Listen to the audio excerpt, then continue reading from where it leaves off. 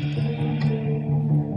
guys, what's up? My name's Eddie Spaghetti, and today I'm here with my review for Telltale's The Wolf Among Us.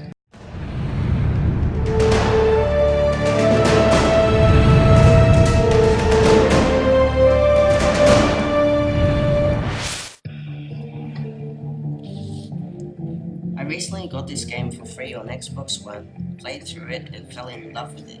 This game is so good. There's so much to talk about, I don't even know where to start. Alright, the story. In The Wolf Among Us, you play as Bigby the Big Bad Wolf.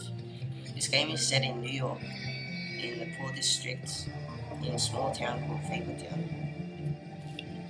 Bigby is a detective and works with his partner Snow White, who is gonna be the future mayor of Fabletown. What you do is you've gone on a case to figure out someone's been murdering um, fairy tale creatures, and Bigby is going on a case to try and figure out who's been doing all these murders. This game is basically about how fairy tale creatures react in a really bad world, a world with drugs and prostitutes, and just think of fairy tale creatures mixed with Breaking Bad. What's happened is the fairy tale kingdom has gone wrong. Something's happened, and everyone's moved to New York, and they've all ran out of money. They're all living on the poor side of life. They all live in crappy apartments and crap. A lot of them are homeless, haven't got any money. They've all they a lot of them like smoke and do all this bad stuff that they shouldn't be doing.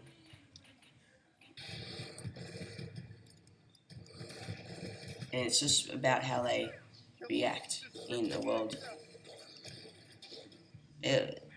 world so different to their fantasy world.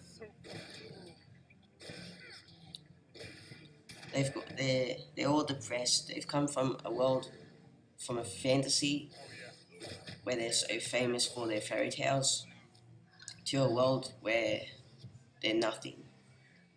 They're poor, they're sick, they're tired, they're depressed, all of this stuff.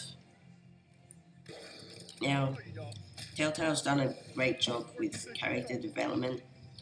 The characters in this game are just perfect. There's this family of toads. They're very poor. They have to rent and all that. And Bigby's like the person they have to.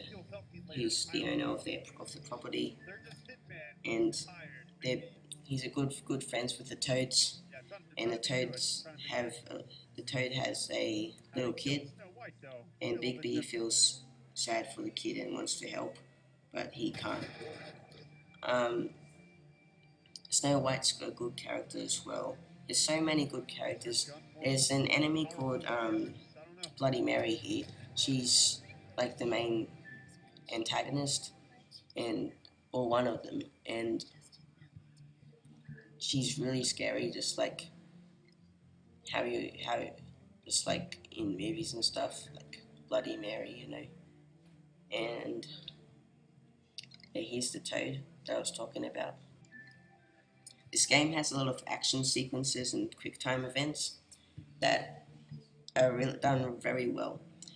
Like you'd have to press continuously on a button to use your strength, RT and LT to move left or right, or sticks and stuff. You might think that that's really annoying, but in this it's done so well that it's fantastic. It really gets you intensive, gets you like focused and everything. It's done really well as you dodge stuff and everything.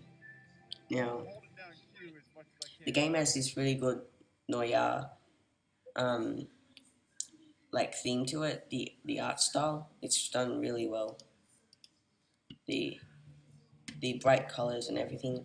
I played The Walking Dead, the other Telltale series, and I didn't really enjoy it as much as this one. Um, I didn't think the story or the characters weren't as good, and the art style wasn't as good either. But it's done really well in this.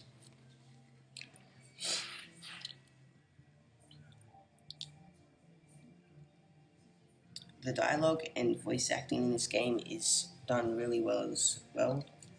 Not as good as like Uncharted or anything, but it's done really well. What else?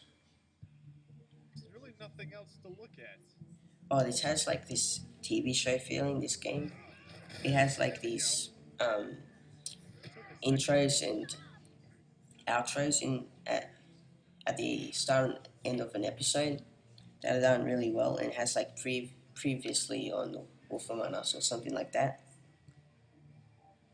And the music in this game is really well done. Music is